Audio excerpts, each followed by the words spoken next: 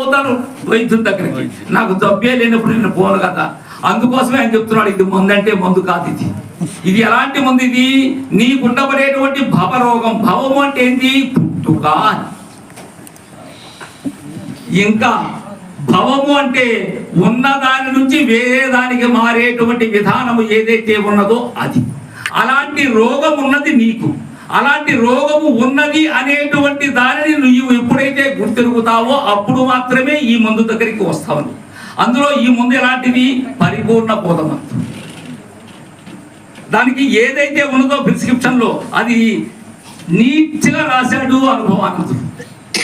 ఇదేదో అద్వైత బోధం ఉందో లేకపోతే ద్వైత బోధం ఉందో లేకపోతే పిచ్చి మందో కాదు. ఇది పరిపూర్ణ బోధను తెలియజేసేటువంటి మందు ఇది. అయితే ఈ మందు అనేటువంటిది ఎలా తీసుకోవాలి, దీనికి ఉండబడేటువంటి అంటే ముందు దీనికి కావాల్సింది ఏంటి? ఎవరైనా సరే స్కాన్ చేసో లేకపోతే బ్లడ్ టెస్ట్ చేసో లేకపోతే బాడీని కంప్లీట్ టెస్ట్ చేసిన తర్వాతనే మనకు ఏ వైద్యుడైనా మందు రాస్తాడు. ఇక్కడ అనుభవానంద స్వాములు వారు దానికి కూడా చెప్తున్నారు, ఎవరైతే దీనికి అర్హులు అనే విషయాన్ని కూడా.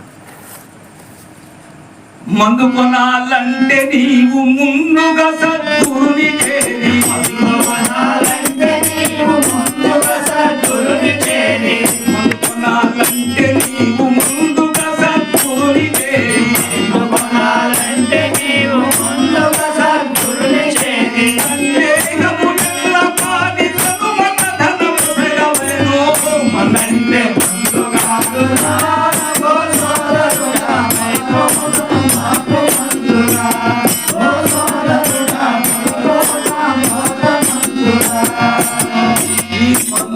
తీసుకోవాలంటే ముందు మనం ఓపీకి పోతాం. హాస్పిటల్కి పోయినప్పుడు ముందు ఓపీలో మన పేరుని రిజిస్టర్ చేసుకుంటాం. ఇప్పుడైతే ఇవేవో ఆరోగ్యశ్రీలు అలాంటివి వచ్చినాయి. ఇక్కడ కావాల్సింది ఏంది? మందు కొనాలంటే ముందు నువ్వు సద్గురుని చేరాలి. ఆ సద్గురు ఎవరినైనా అది చక్కగా అడిగారు నాయన. ఎందుకంటే ఇప్పుడు మనకు ఉండబడేటువంటి వ్యాధిని బట్టి ఏ స్పెషలిస్ట్ అయితే ఉంటారో అక్కడికి వెళ్తాం. కానీ ఇక్కడ ఈ పరిపూర్ణ బోధ మందు దొరికేటువంటి ప్రదేశం సద్గురు. సద్గురు అంటే ఎవరు? సత్యమైనటువంటిది ఏదైతే ఉన్నదో సత్యమైన దానిని తెలియజేసేటువంటి వారు సద్గురు. ఆ సద్గురువు ఎలాంటి వారై ఉండాలి? మామూలుగా ఏదో ఎస్వి యూనివర్సిటీలో ఆంధ్ర యూనివర్సిటీలో చదివినటువంటి వారు కాదు. ఇక్కడ కావాల్సింది శివరామ దీక్ష సిద్ధాంత సాంప్రదాయములో గురు శిక్ష న్యాయంగా వారి గురువు ద్వారా వారికి తనుమల ధనములు అర్పణ చేసి వారి ద్వారా ఉన్న సూచన ఏదైతే ఉన్నదో దానిని సర్టిఫికేట్ గా పొందినటువంటి వారు సద్గురు. అలాంటి వారి దగ్గరికి వెళ్ళాలి ముందు. అలాంటి వారి దగ్గరికి వెళ్ళి సందేహములెల్లమాని ముందు నీకు కావాల్సింది ఏంది? ఈ గురువు దగ్గరకు పోతే నాకు బాగవుతుందా లేదా, ఈ డాక్టర్ నాకు బాగు చేస్తాడా లేదా. ఎన్నో హాస్పిటల్ తిరిగాను. దీనికి ఒక విషయం చెప్తాను. ఎలా అంటే వేదవ్యాసుని కుమారుడైనటువంటి సుఖయోగీంద్రుడు జనకుని దగ్గరకు వెళ్ళాడు. వెళ్ళిన తర్వాత జనక మహారాజు ఆయనకు సంశయరహితమైనటువంటిదే నీకు తెలియజేస్తాను అన్నా.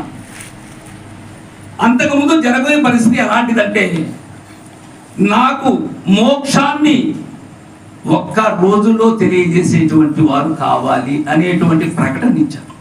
ఆ ప్రకటనకి ఎంతో మంది వచ్చారు గురువులు.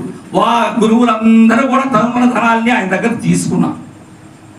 వచ్చినటువంటి గురువులందరూ కూడా తీసుకుంటే ఎవరు ప్రతి ఒక్కరికి కూడా తనుమల ధనాల్ని ఇచ్చాడే కానీ జనకుడు వాళ్ళు అడిగారు ఈయన ఇచ్చాడు, వాళ్ళు అడుగుతున్నారు ఈయన ఇచ్చాడు, ఈయన ఇచ్చింది లేదు, వాళ్ళు తీసుకున్నది లేదు.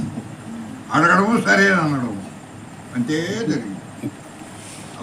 అలా కాకుండా అక్కడికి వచ్చినటువంటి యాజ్ఞవల్కుడు ఎవరైతే